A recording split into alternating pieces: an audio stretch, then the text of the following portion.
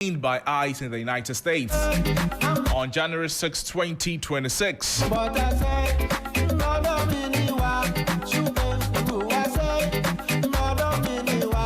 And the detention stems from issues with his immigration status. Specifically, that his U.S. visa had been revoked and remained in the country past instructions to depart. He's been held at the Caroline Detention Facility in Virginia. U.S. immigration authorities have set a hearing before an immigration judge, and we understand that to be on the 20th of January this year. Let's talk about embassy involvement right now, or consular service provisions. The Ghana Embassy in Washington, D.C. has confirmed the detention and says that it is actively monitoring the situation with U.S. authorities. Now, I want you to also note that Ofori Atta, we understand, has declined to meet Ghanaian consular officials. There's a condition to this. He declined to meet them without his lawyers present. I have with me a statement by the Embassy of Ghana, Washington, D.C. on the detention of Kenneth Nanaya Ofori Atta. And the statement, authored by Ambassador Victor Smith, says that the Embassy of Ghana in Washington, D.C. can confirm that Ghana's former Minister of Finance, Mr. Kenneth Nanaya Ofori Atta, has been taken into custody by Immigration and Custom Enforcement. Upon receiving this information, the embassy undertook the necessary steps to verify the circumstances surrounding the matter. And following confirmation, the embassy formally contacted the relevant detention facility to request access to Mr. Ofori Atta in order to provide consular assistance in line with established diplomatic and international protocols. The embassy was informed by the facility that the detainee declined. The detainee declined to engage with consular officials at that time without his lawyers present. The Embassy of Ghana remains in contact with the appropriate United States authorities and will continue to follow the matter closely to ensure that Mr. Ofori Atta's rights are totally respected. Like I mentioned, this was signed by Ambassador Victor Emmanuel Smith on the 10th of January 2026.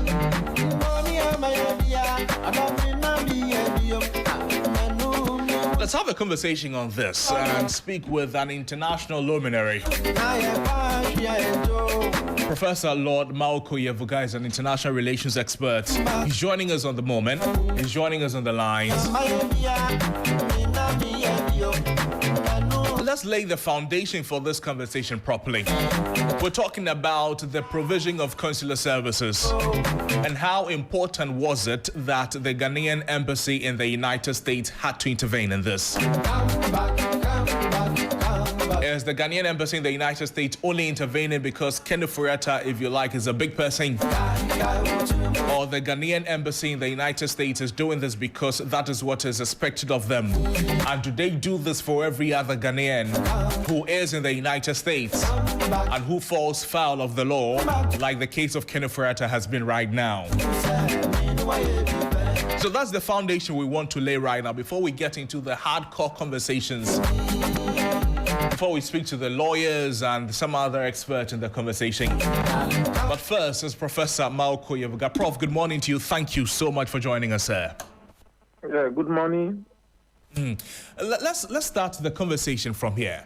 Ofori Atta was detained by ICE in Virginia. Then the Ghanaian embassy in the United States, they say that they went through due process by speaking with the appropriate authorities to request access to Ofori Atta so that they can provide some services to Ofori Atta. Tell us, in the arena of international relations, how common is this practice for an embassy to intervene in similar situations?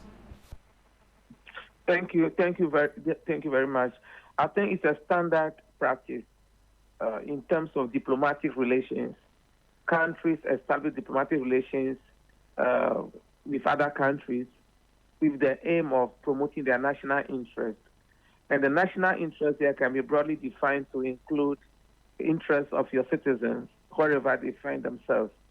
So if something happens to your citizens anywhere in the world, it's an obligation of the diplomatic mission in that country to look out for the citizens' interest, including provision of consular services, which may include, getting a lawyer for the individual if they cannot afford one. So it's a standard procedure. It's a general principle that when citizens in foreign countries get into any form of trouble with the authorities of that state, the diplomatic mission of their country is supposed to intervene on their behalf. So what is happening is nothing special, even though you can look at the specifics, but the general principles are clear that diplomatic missions have responsibility of care for citizens of their countries wherever they find themselves. I see. So if we're talking about the intervention and the responsibility of care, specifically, what can the consular or the embassy, what do consular services or the embassies, what service can they render to their citizen in a situation like this? Okay, so first of all, the first thing they have to do is to make sure that citizens' well-being and their rights are protected and safeguarded. So like I mentioned, if a citizen gets into trouble, the first thing is to understand the nature of the trouble, and then you can determine what role the mission or the embassy or the diplomatic mission can play. One of the things they do is to get a lawyer, because if the thing is a legal matter and the individual cannot on his own defend himself and he cannot afford a lawyer of their own, then it is the duty of the mission to arrange for a lawyer for the individual. Sometimes also, if there's an emergency, let's say there's an emergency in the country and we have to evacuate all the citizens, it is the duty of the diplomatic mission to identify all the nationals in the affected area and ensure their safe passage back home. So those are some of the things that they're supposed to do. In this particular case, I think it's about understanding the nature of the trouble that Ofori Atta got into that had to culminate in his detention. Once you understand the issue, then you have to see what assistance you can specifically provide. If it's the issue about getting a lawyer, immigration lawyer, or whatever type of lawyer that he needs, then the mission can work that out with the authorities. I think that is the matter. What happens if the detainee or if the person in question refuses to engage with the embassy officials? Well, so let's separate the issues here. Under normal circumstances, every citizen will be happy, and I have to put on record that I commend the Ghanaian mission for at least trying to reach out, because that is the fundamental duty. The embassy, they are paid by our tax money, and they are to cater for our welfare, our well-being as citizens. So for them to reach out is a major thing, and I commend them for that. Now, having said that, I think under normal circumstances, this should have been a routine practice. A citizen will be very happy that their embassy is reaching out at time of need like this. So that shouldn't have been an issue. But we all know that this is not an ordinary issue. There are complications because Ofori Atta is under investigation. And because it's under investigation, he's being careful that he doesn't implicate himself any way, shape, or form, which is within his right. So for me, I don't see anything fundamentally wrong if he says, and the condition, let's talk about the condition. He says he can only meet the Ghanaian embassy officials in the company of his lawyers, which means that he's not totally rejecting, right? But he's being very cautious, and which is every human being should do that, because if because of the issue, if there were no issues, if it's just an ordinary issue about you get into trouble with the authorities in America and the consular service, your mission tries to reach out and provide consular service, that will not be any issue. But because of the underlying issues about his indictment or his legal issues back home in Ghana, he wants to be very careful, and so he wants his lawyer to be present. So I think that's where I'm coming from. That it's within his right to assert them that he needs his lawyer present before he can give the Ghanaian officials. Because remember, Ghanaian officials also represent the state of Ghana. The embassy in Ghana works for the Ghanaian government. So he has to be careful that he doesn't implicate himself by talking to them and his lawyers not being present. That can cause him more legal problems eventually. Prof, allow me to take us a few steps back. So, for those who think that there is the call for special treatment, or the embassy is doing this because it is Ofori Atta, there is no legal basis or proper argument on the claims that they are doing this because he's a former finance minister and that they are treating him specially. This does not exist at all, because this is, like you said, responsibility of the embassy there. Yes. Great. Yes.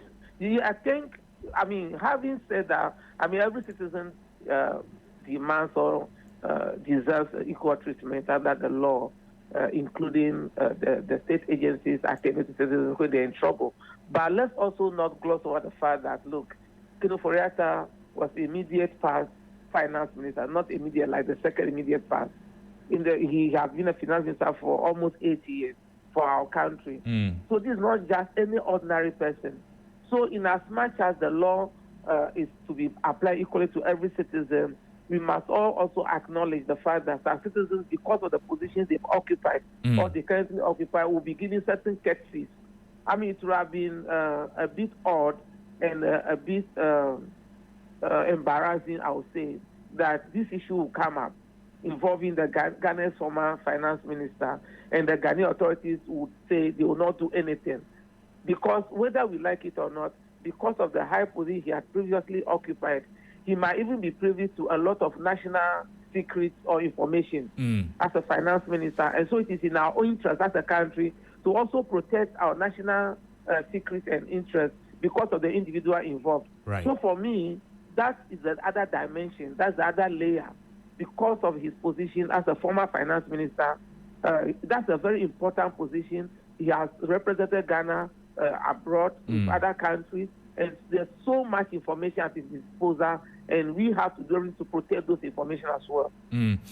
Prof, so let's understand this.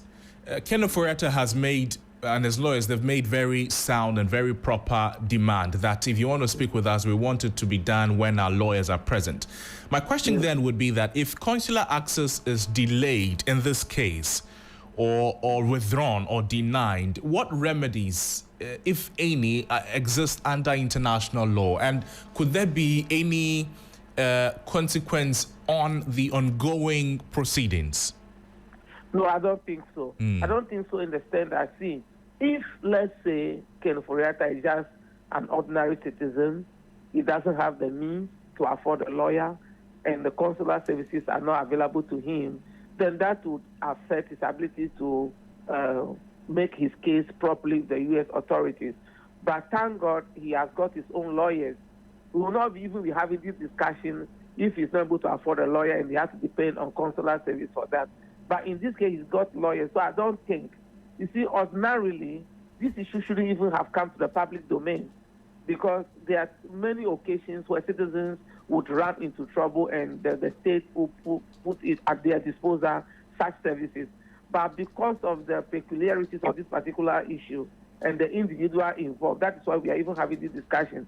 So if it turns out that he doesn't need consular services after all, because he has the capacity to handle that, there's no issue. Life will just go on as usual. I see. Prof, I'd like to thank you. I'd like to thank you so much for your time, sir. No problem. Thank you very much for having me. Thank you so much. Professor Lord Malco is an international relations expert speaking with us there.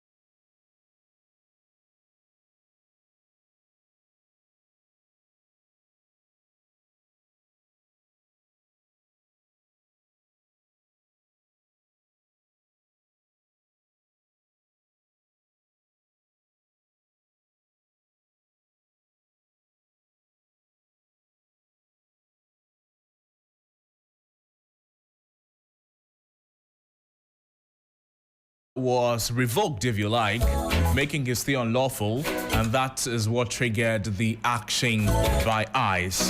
His legal team filed a petition for adjustment of status in the U.S., and that petition is still pending at the time of his arrest.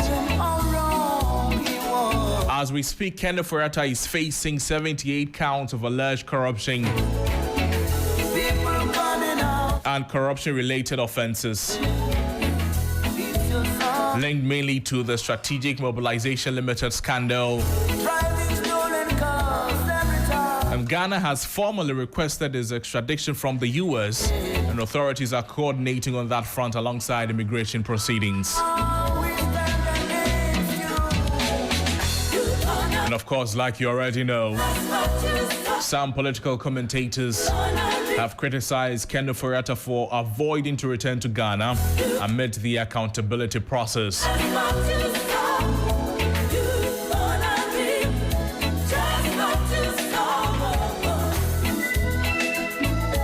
Some are questioning why he's doing this to himself, because his home is here. And he can choose just to be home and he will be fine. He does not have to go through all that he's going through right now.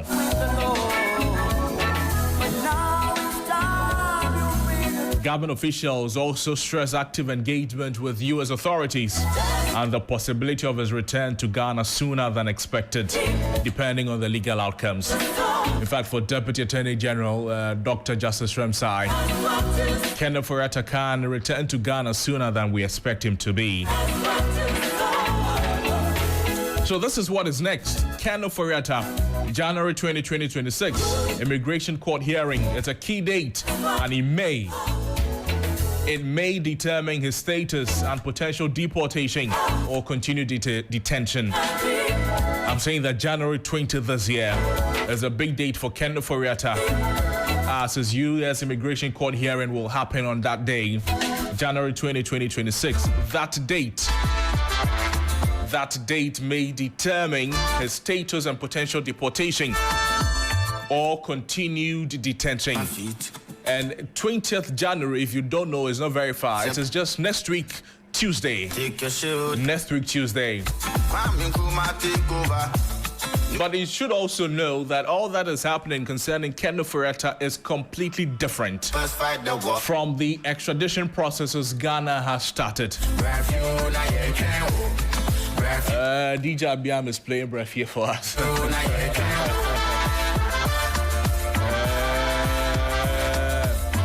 So concurrently, Ghana's extradition request will remain part of the diplomatic legal decisions.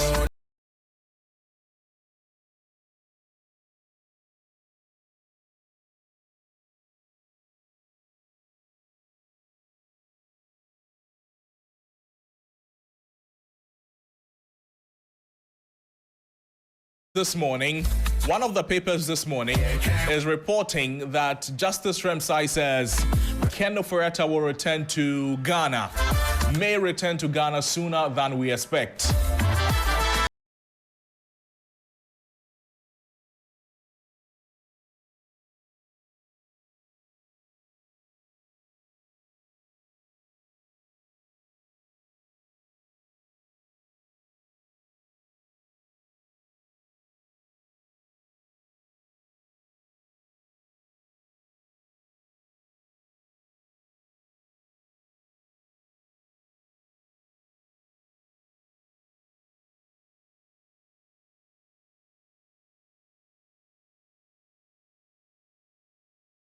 About is the Daily Post newspaper, and it says that the legal walls appear to be closing on former Finance Minister Ofori Atta as the government signals that his repatriation from the United States may be imminent. The Deputy Attorney General and Minister of Justice, Dr. Justice Remsai, provided a significant update on the detention of the former key minister of the erstwhile Akufo-Addo government, suggesting that the administrative machinery for his return to the jurisdiction is moving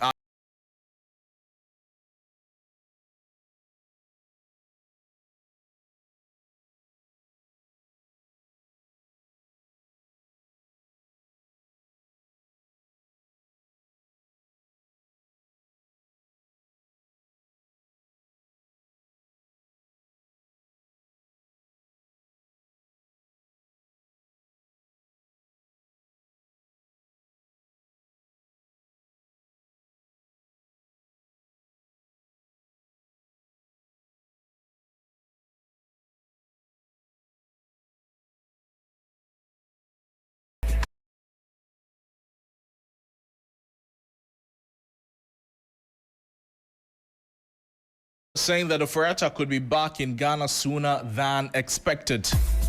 Dr. Sremsai declared on TV3 on Saturday, January 10, emphasizing that the Ministry of Justice and the Attorney General's Department are not merely spectators, but active participants in the unfolding case. Now, one of the key details shared by the Deputy AG was the clarification regarding Mr. Ofori Atta's immigration status. And while early reports suggested that the former minister's visa had expired, Dr. Sremsai revealed that the U.S. government had taken proactive steps of revoking his visa far back as June 2025. If that video of Justice Sremsai is ready, that's what I'm asking for. If that video is ready, let's take a listen to Dr. Justice Sremsai. He's the Deputy Attorney General. Assad 2025, that's last year.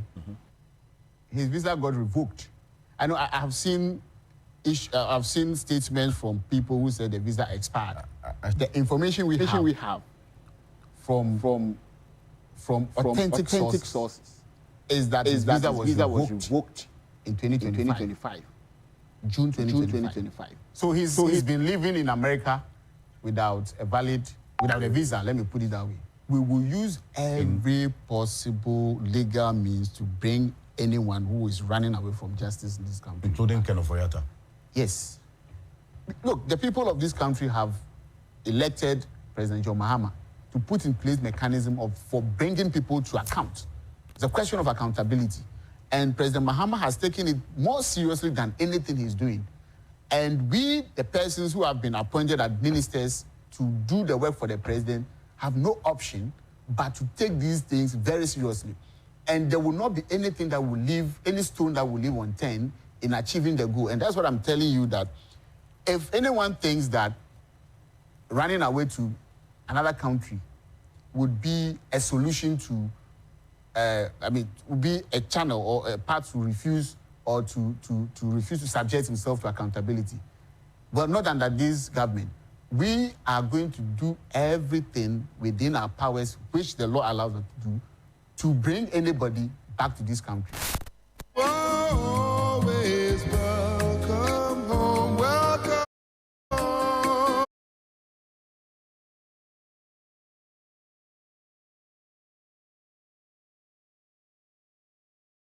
County over the weekend on Key Points. That was live on TV3 and on 3FM as well.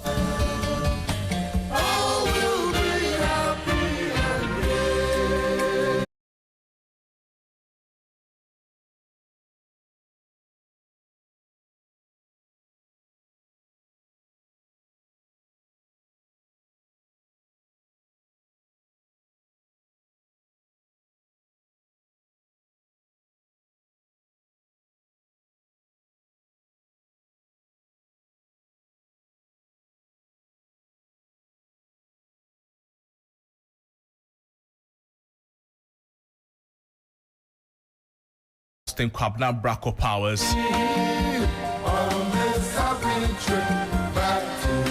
And like we've laid the foundation for you, Ken Ofori Atta and his lawyers, well, Ken Ofori Atta said, according to the embassy in the United States, that Ken Ofori Atta demanded that his lawyers be present before he could, they could engage with him.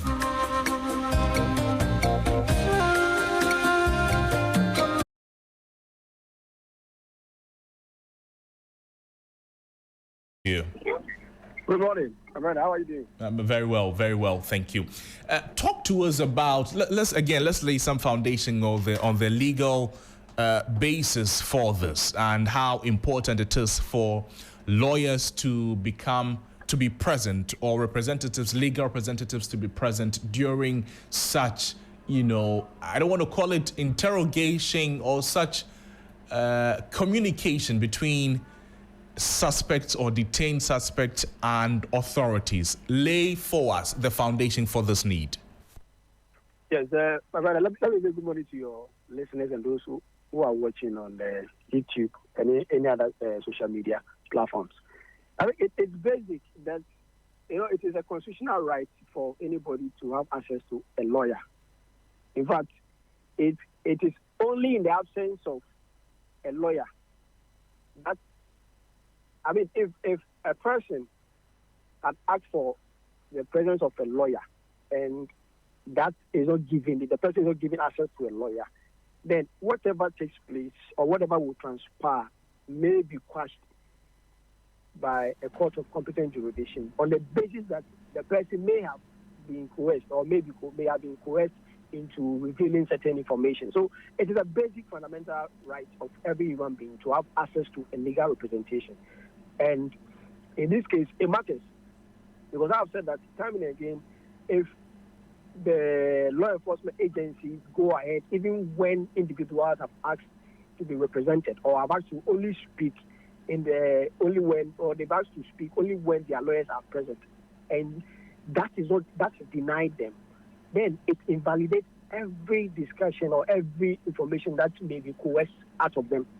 So this is a basic fundamental right that anybody, any Ghanaian, and even the world over globally, it is a recognized fundamental human right of every individual. So you've spoken about it, but throw more light on what legal risk could arise from speaking freely to consular officials without lawyers present. I mean, these people are consular officials from your own country. You've been detained in another country. You're asking for your lawyers to be present before that conversation can be had. What legal risk could arise from speaking freely to consular officials without lawyers present? I think we need to understand that our consular officials are only seeking to help Ken Ofori Atta. And that they are not law enforcement agencies, or they are not part of the U.S. ICE. But we must understand the political context. This is an opposition, a key personality in the opposition New Patriotic Party. And we know the noise that has treated the investigation into some alleged corrupt practices of Ken Ofori Atta. So it will not be a given for an opposition, a key figure or key personality in an opposition party to say that I am freely opening up to a government that is against me, and a government that has declared that they needed me in Ghana to try me. So I don't think we should take it as something surprising. It's not surprising. It is expected. Because don't forget that in this whole thing, there will be a political undertone. Ken will need to get his lawyers around to meet with the consul officials. And that will be the most appropriate forum. Because the likelihood of the officials over there, because let me tell you, first of all, they are there as Ghanaian representatives. But secondly, they are political appointees. So they are serving dual roles. Whilst they are the face of Ghanaians out there, they are also representing the governing National Democratic Government, the National Democratic Congress, NDC. So it won't be. So Ken will have to tread cautiously so as not to be either taken by surprise or his representation or whatever he says being misconstrued. So I think he's entitled to have a legal representation before even engaging them. And that was the best decision he ever took. Because he should not, because this is a government that is coming after you. And now they are trying to, extend an olive tree to you that in this matter, we want to help you. Sometimes you don't take favors from, political enemies. Because by doing so, you may be digging your own grave. So you need to tread cautious. Like, you need to make sure that there are people who will serve as third parties, who will be privy to the conversation, and who will be openly ready to communicate the truth whenever the political tone takes over. So it makes sense. He has taken the right decision, and I think he's not entitled even to go there unless he needs the help of the consul official. I don't think he needs their help.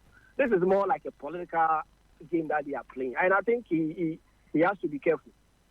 I see. So could statements made to consular officers be used directly or indirectly in legal proceedings, away from the political undertones that could exist?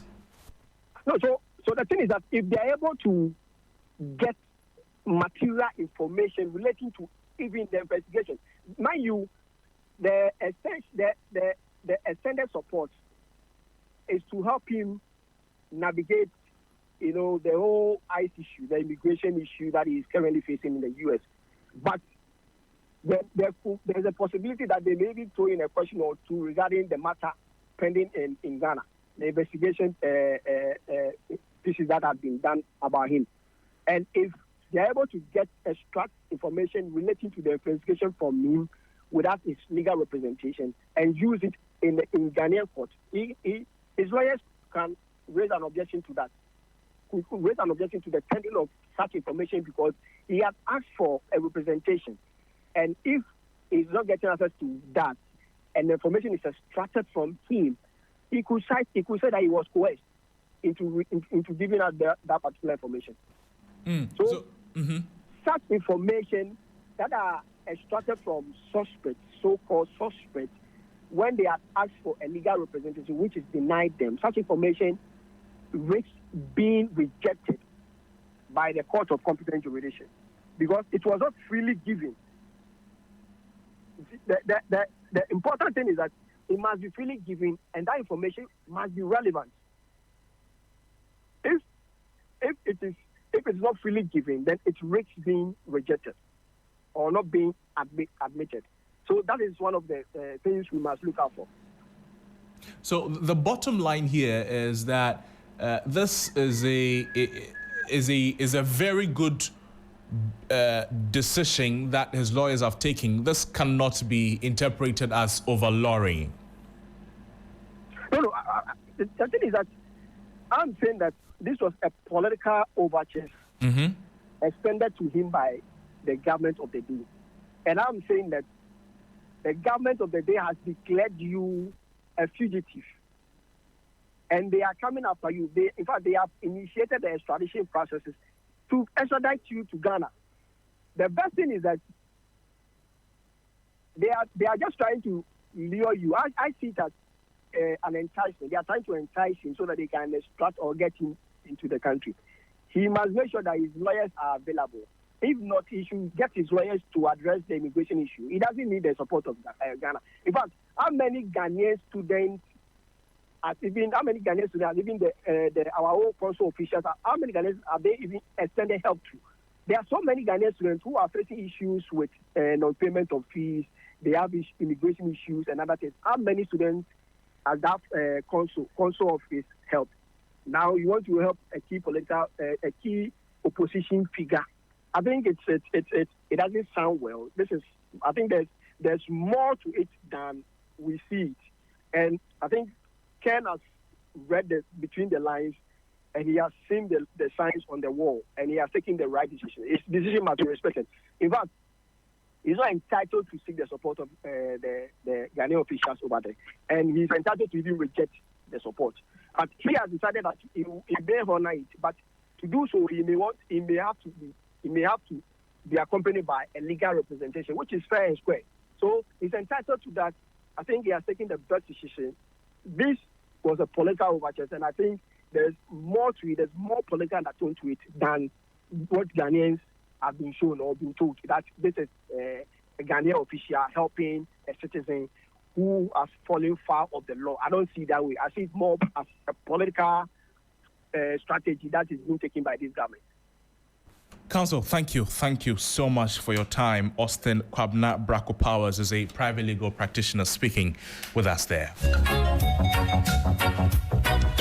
3FM Sunrise. The conversation up nicely, talking about how many Ghanaians may be living in the United States who may be in need of such services that the embassy in the U.S. is extending to Ken Ofori Atta. Would they have extended same or similar service to whoever is embattled with legal issues there if it were not Ken Ofori Atta?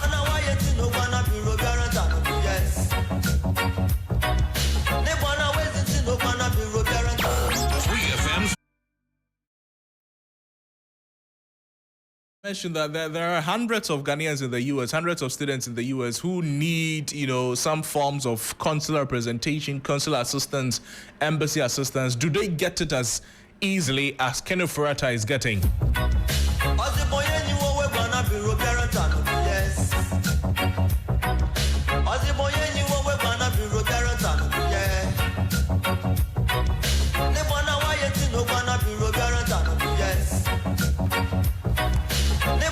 Abiam has an agenda this morning.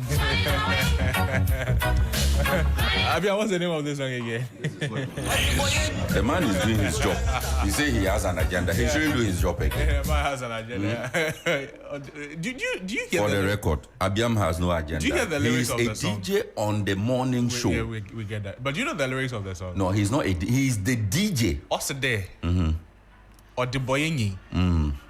Ogwan Abra. Obiaranta Nodo. You understand? That's a song fit for the discussion. It's like running away, nobody down. It's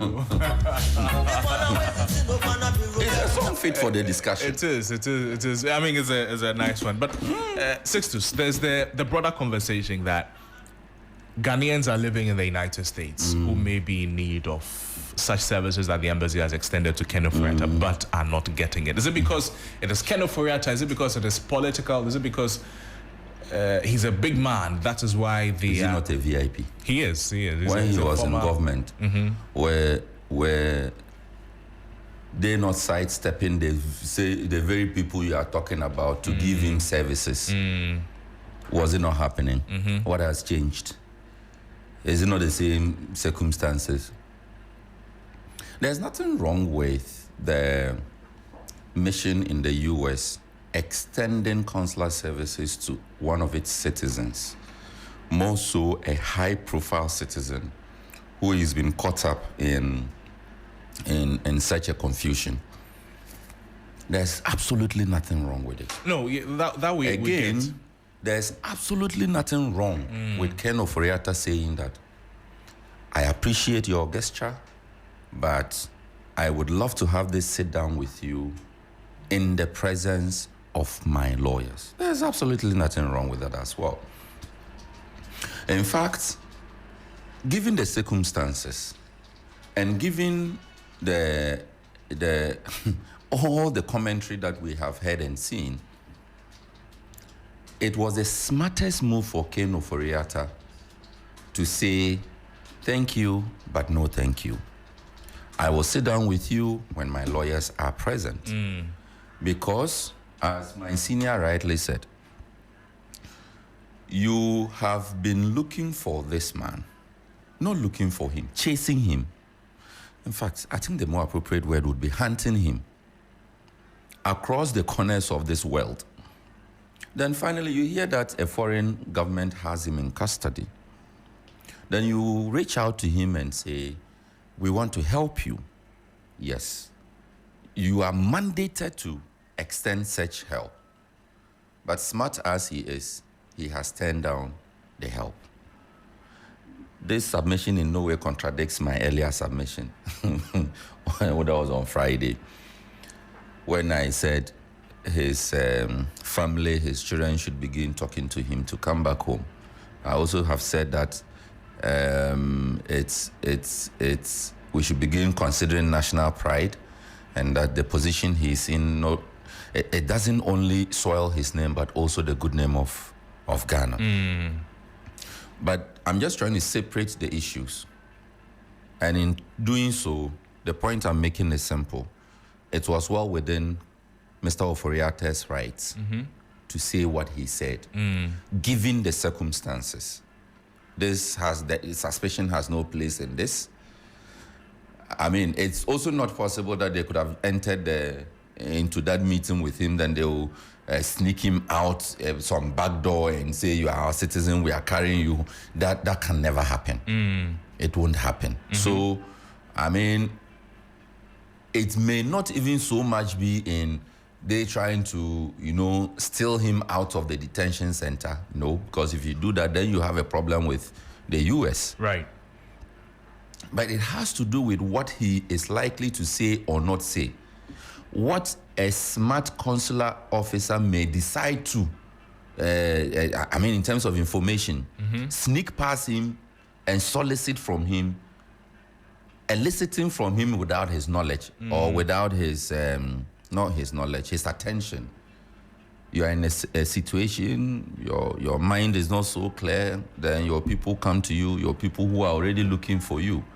You will say something will slip past you that you may not even realize you have said it. And so I don't have a problem that, number one, he turned down the services on the condition that his lawyers should be present. So I think that there shouldn't be any mischief with this. It's as plain as it is. The mission in the US is supposed to do what it did. Right. Whether there are a million other citizens in the US needing that service, it's immaterial. It's irrelevant. It shouldn't even come up for discussion. They will all eventually get the services of the mission. It's a matter of time. As quickly as Ken Ofori Atta has gotten it. If the circumstances were different, would we have been asking this question? If Ken Ofori Atta was not wanted in Ghana, would we have been making that statement? No. So I think that in this situation, we are all playing the ostrich.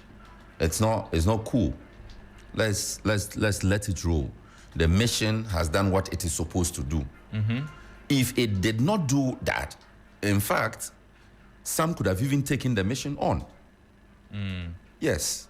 So it's done its job. Let's clap for the mission for doing its job. It was now left on to the former finance minister to then accept or reject. To read between the lines. And he read between the lines and rejected. And the rejection is not even an outright rejection. He says that if my lawyers are present, I will sit down with you. In fact, if you read the statement from the embassy, he said decline at that time. That time, exactly. You see that time. And the is it connotation or denotation, whatever it is. It is implying... Which school did you go? The one you went now. But so for me, unless we are struggling very hard to read some meanings into this, I think everybody has done his job. Okay. Yeah. You know that in situations like this, the public often draws conclusions not just from facts. That's true. Or from procedure. They draw their conclusions from the optics. Actions that lawyers describe as quashing, they are sometimes read by the public as evasion or even guilt. In fact, when the statement came from the Ghanaian embassy in the US, the commentary under the statement, if you check social media, was almost one way. That what is the man trying to hide? Why is he running away?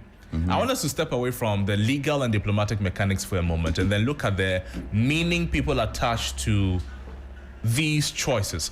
Why do legal precautions like this, like insisting on lawyers before an engagement, trigger suspicion rather than reassurance in the public mind? Dr. Jonathan Asantiochiri, he's joining us right now for a conversation. He's a political analyst and the executive director of the African Institute of Strategic Studies. Doc, good morning to you. Thank you for joining us. Good morning. Is this Adam? My name is Noble Crosby Annan. Crosby?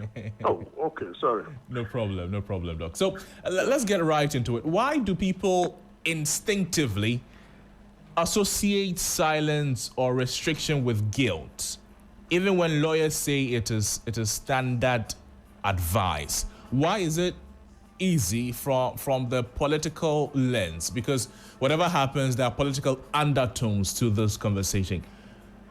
Why?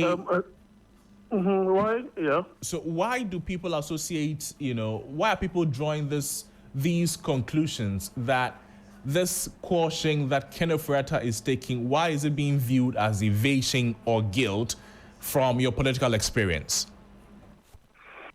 Well, you see, let me say good morning to you once again, and then wish you a happy New Year, and colleagues in the studio as well, and your listeners. I mean, the option that Mr. Ofori Atta has taken, well, it's all by his right. But you have to understand something. The opportunity that he got to serve in the MPP government was first on behalf of the party and then on behalf of government, of which you became a member of. So we have individual responsibility and corporate responsibility. So I usually tell my students, for example, that if you are giving a presentation and you allow only one person to do it, and if that person comes, he does it on behalf of all of you. All of you will be standing there doing the presentation. And so obviously it is corporate damage, corporate benefit. We sail together or we sink together. So it is no longer a kind of an individual decision, because the corporate damage that he is causing for the name of the MPP is very huge and incalculable, because per his posturing, you have something to hide. Because if for nothing at all, if you have decided that you are going to come, your wife has equally put in a word that once your whatever health, you will come. But if you look at his posturing and how he really wants to stay in the U.S., then it means that he doesn't want to come. Now, when you create such an atmosphere, the only logical conclusion people will have is the fact that you have something to hide. As far as government is also concerned, and as far as accountability is concerned, and as far as the promise they gave the people of Ghana is concerned, he is an important item in the equation of unlocking so many deeds that, persisted during their era. You can mention them, the SMLs, the ambulances, and all manner of deals that, as far as the current government is concerned, he is the one to unlock. So he's an important person as far as accountability is concerned. Because if you look at the list of charges alone that the SP has leveled against him, it tells you that he's an important personality in the unlocking business of accountability, of corruption, and so on and so forth. So his posturing is not good for himself. What has happened to him is not only an embarrassment unto himself. Somebody was always wearing white, quoting Bible, portraying such a character of holiness. This is something that you don't have to, bring onto yourself. And I'm saying that this time around, it is not only onto himself. The damage, the corporate damage, is on the name of the party that he belongs to. That is the MPP. Now, MPP is trying to get their loins and come back in full force, come from 31st January and beyond. So this is not good for the corporate image of the party and how they want to get out, of where they find themselves, today. And so I think that this kind of embarrassment is not only himself, his family. The Ofori Atta's name. People have had cause to talk about the Akufo-Addos, and that line. And so, if such a person, you have done so well in the private sector, you own so many businesses, so I don't know why you will want to chicken out from this. I've heard others suggest that probably the environment is poisoned, and that's the more reason why he doesn't want to come. I think that is post-event rationalization. And I think that nobody, even an armed robber, has every reason, to have a lawyer to have his day in court. You see, let alone somebody who rose to the position of a finance minister over 7 solid years of holding that particular position. Even when you were sick, your brother, the former president, left that position for you to recuperate, to come and take over. All of these things, created some kind of doubt in the minds of people and suspicion. Right. Because what is it that you cannot replace him if indeed he's not well. And apart from that, even when he was not performing, you had over 90, MPs from the ruling government come to the president. You need to change the person. In all of this, the president did not hearken. It was until his own time that he had to decide that, okay, let Dr. Amin Anta, take over. So you have created a number of suspicions, and this has not been, is not good for the public image, it's not good for the political image of the party and himself. Doc, how does government change the narrative from appearing to be or to include some form of political persecution to completely and wholly a legal battle to unravel wrongdoings? Your question again. I didn't get the. What I'm asking is, based on the current public commentary surrounding the entire situation, particularly the latest intervention from ICE and the need for his lawyers, there's the undertone of political influence. How does government, remove that underlining thoughts in the minds of people so that it becomes completely and wholly a legal battle, not a battle that includes political payback? Well, it is very difficult to divorce the two. Whichever you look at it, it has political implications. But of course, there's definitely going to be a legal, economic battle and so on and so forth. But it also has some political, connotations. The point is that the current government promised Ghanaians accountability, and they listed a number of cases that they feel they are going to investigate, of which they brought Ora. And so there is a political capital out of that, but they are not politicizing it. The point is that there is the need for some kind of accountability. The man is the item for the puzzle, the core item to unlock the puzzle of a number of issues. And so it has both political implications. I don't think they have politicized it, but it also, the political survivability of the NDC, right, equally depends on some of these things. Because if they are not careful, the MPP will capitalize on that to suggest to every Ghanaian that the kinds of things that they said in opposition, leveling charges, allegations here and there against people, did not really see the light of day. And so you cannot overlook the political capital, that his presence and then the charges and then the legal, battle that will take place. You cannot divorce the two. I think that they come hand in hand. Whichever you look at it, obviously he's going to have his day in court. It's going to be a legal battle. But the political bragging right, of such an individual, a character that was portrayed like close to Jesus Christ and so on and so forth. But all of this, you cannot take away the political capital out of that. So definitely people make political capital out of that.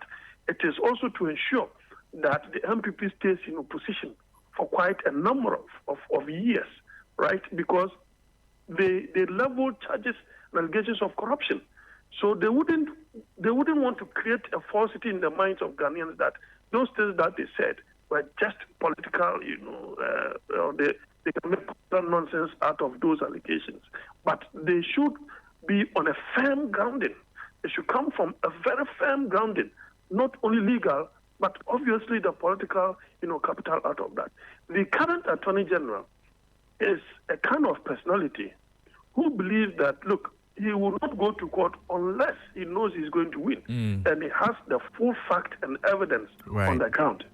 So he seemed to be talking about offshore, mind-blowing things, that investigation that they have been doing and collaborating. Right. And so I think that this man is a rival, will probably douse all the political pressure. Probably others may even come in. Others may even come in through him. And so that is where probably he doesn't really want to come. Dr. Ofori, thank you. Thank you so much, sir. Thank you, Crosby. You're welcome.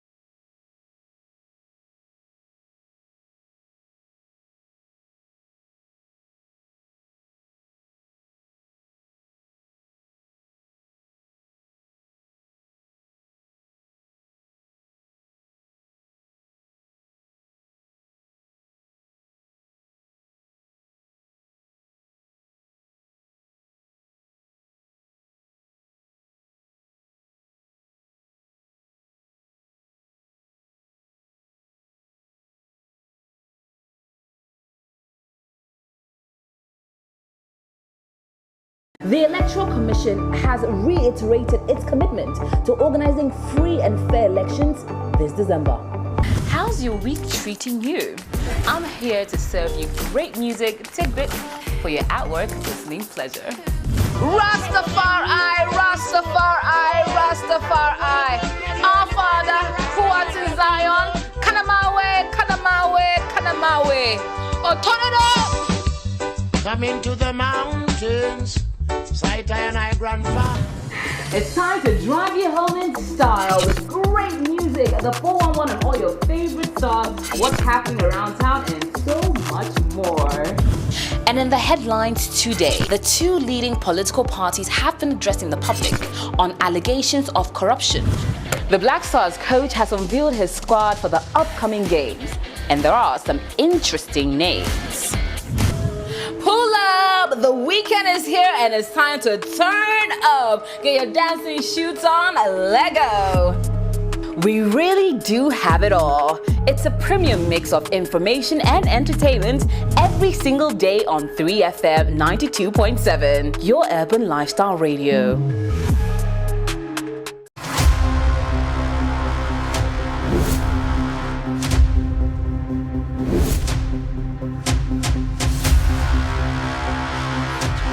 In the silence, something was growing. The journey continues. The calm before the storm.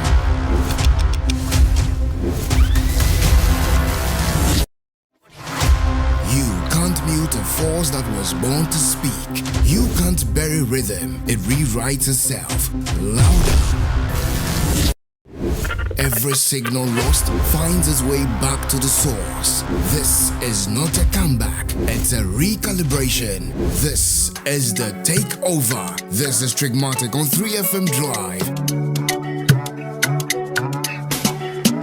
Driving you home with good vibes, good conversations, and the freshest hits. Hop in, take a ride. Trigmatic on 3FM Drive. 3FM, your urban lifestyle radio.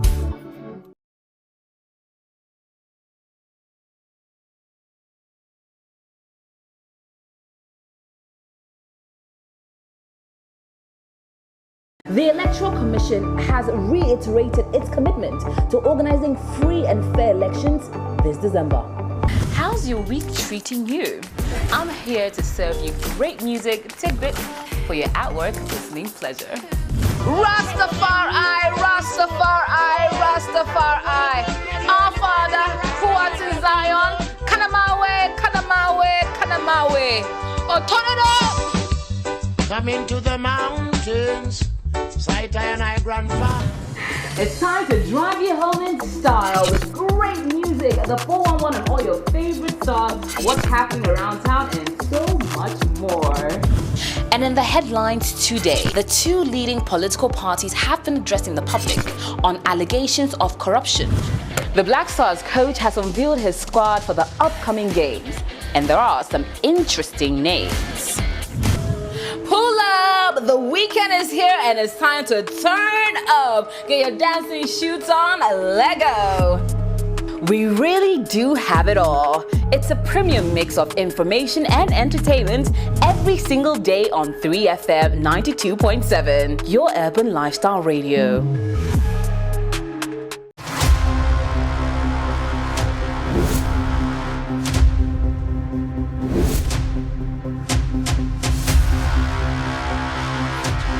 In the silence, something was growing. The journey continues. The calm before the storm.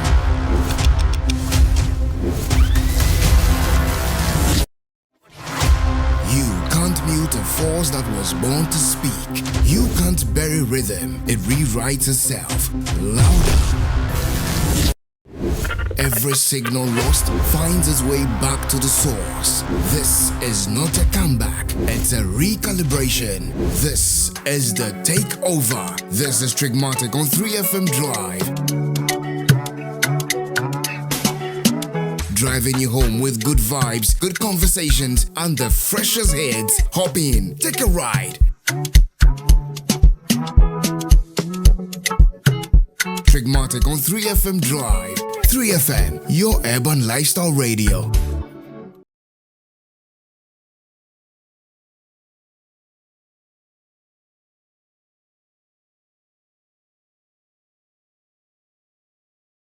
The Electoral Commission has reiterated its commitment to organizing free and fair elections this December. How's your week treating you?